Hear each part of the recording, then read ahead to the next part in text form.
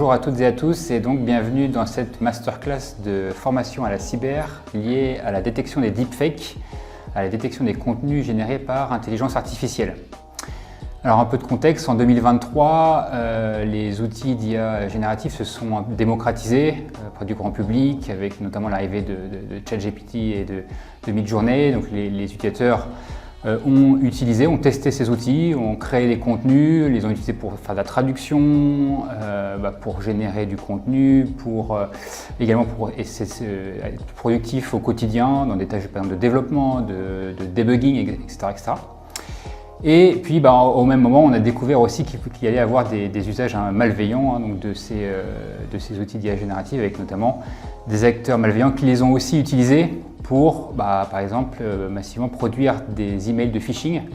Des emails de phishing qui vont être très ciblés, très crédibles pour les destinataires, très bien écrits, potentiellement dans toutes les langues, donc pouvant du coup toucher des organisations, des multinationales.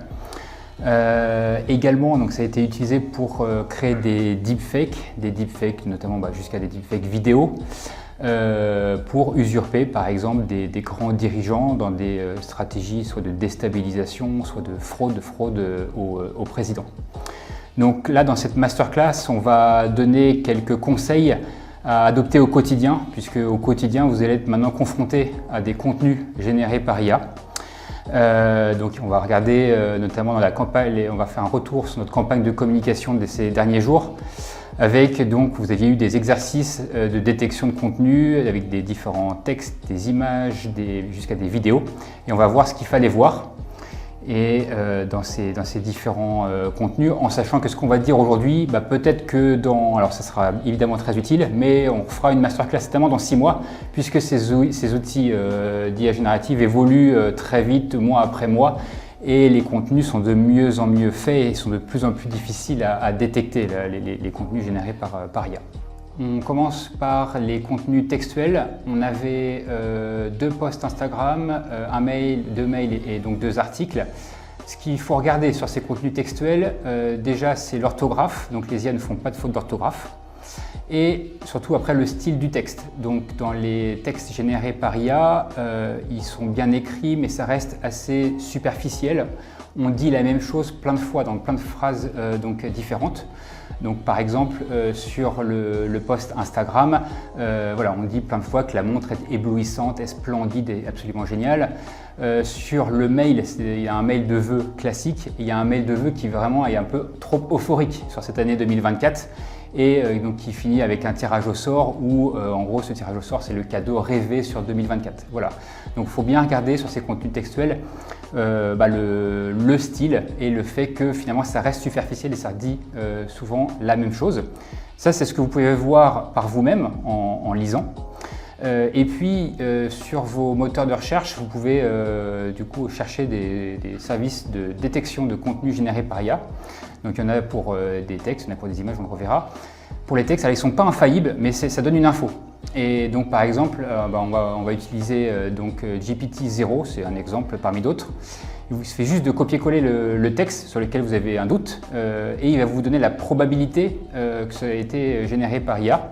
Et donc là, on va voir quand c'est largement au-dessus de 60-70%, il y a une forte chance que ce soit un contenu généré par IA. Alors on continue sur les exercices de deepfake d'images. Donc sur les images, ça va devenir, c'est déjà assez compliqué comme vous avez pu le voir. Alors quand on a affaire à des visages, des portraits, donc là il y a beaucoup de portraits sur internet, donc c'est vraiment très difficile. Ce qu'il faut regarder, c'est entre guillemets les extrémités, éventuellement donc les oreilles, les cheveux, les doigts. Il peut y avoir des choses, des éléments un peu anormaux, non humaines. Là, c'était vraiment assez difficile. Le manager homme était absolument parfait. Donc voilà, les visages, les personnages, les visages sont générés par IA absolument parfaits. Donc ça peut être un indice. On avait dans les tests un open space d'un siège social. Celui-là était un peu plus facile.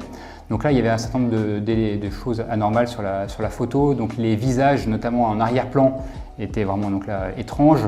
Problème au niveau aussi des jambes des personnages et de l'éclairage. Donc ça, c'est quelque chose effectivement qu'il faut regarder, les éclairages et les flous. Donc là, dans l'image en question, on voit que l'éclairage au sol ne correspond pas à la lampe. Donc il y a un décalage entre la lampe au plafond et l'éclairage au sol, donc c'est pas tout à fait normal. Et donc voilà les problèmes de forme des doigts, des visages et des jambes. Et également sur le test donc, de la ville, alors il y a beaucoup de photos de grandes villes, donc elle est très jolie. Par contre, quand on regarde dans le détail, notamment donc, des tracés, des voies, donc, des routes, des passages piétons, là on voit qu'ils sont anormaux et qu'on n'est plus vraiment sur de la 3D. Là, si on regarde bien les voitures, ils sont un peu bizarres, les voitures au niveau sol, donc c'était les petits éléments qu'il fallait regarder. On poursuit donc sur les contenus sonores et vidéo. Alors sur la partie des deepfakes audio, ce qu'il va falloir regarder, c'est déjà est-ce qu'on reconnaît la voix donc de la personne qui s'adresse à nous, et puis sur le style de discours et le ton.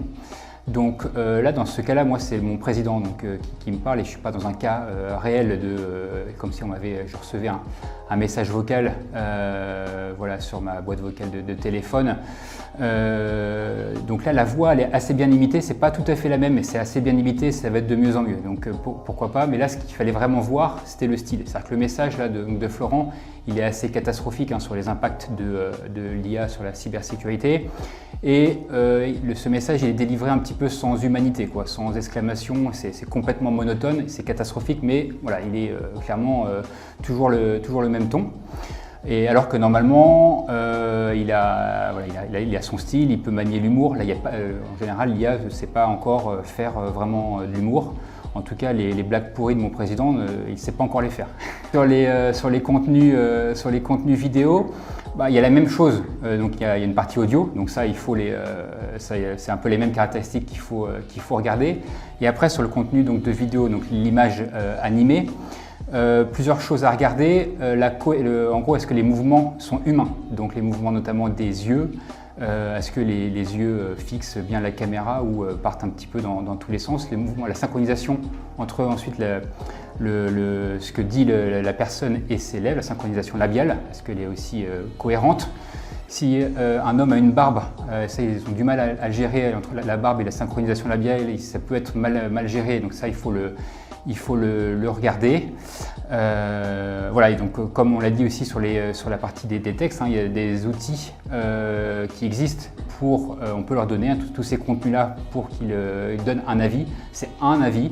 Ils sont un peu plus efficaces sur les textes que sur les vidéos, mais ça fait partie des choses que vous pouvez utiliser pour tenter de détecter ces contenus. Donc voilà pour ce récap sur l'exercice qu'on vous a donné ces derniers jours. Donc j'espère que vous avez appris des astuces. Voilà, donc ces astuces, il faut les mettre en place au quotidien face à des contenus qui vont être peut-être maintenant majoritairement créés par IA. Et il va falloir se tenir au courant puisque ces IA progressent vite, de mois en mois. On voit qu'on fait des deepfakes de plus en plus difficiles à détecter. Donc on a livré des astuces. Vous avez aussi des outils dont certains sont gratuits donc sur vos moteurs de recherche pour leur soumettre des contenus et que vous ayez un élément de réponse sur leur origine humaine ou artificielle. Voilà, donc il faut s'entraîner comme on l'a fait là. Donc ça, il faut s'entraîner donc régulièrement. Donc nous, côté Irium, sur notre plateforme Cyberinvestigation, nous avons un parcours récent justement sur cette thématique des deepfakes, voilà, donc pour s'entraîner à les détecter et à éviter donc des fraudes et donc des déstabilisations. Merci à toutes et à tous et on se retrouve dans quelques mois avec les progrès de l'IA et des parcours d'entraînement qui iront avec.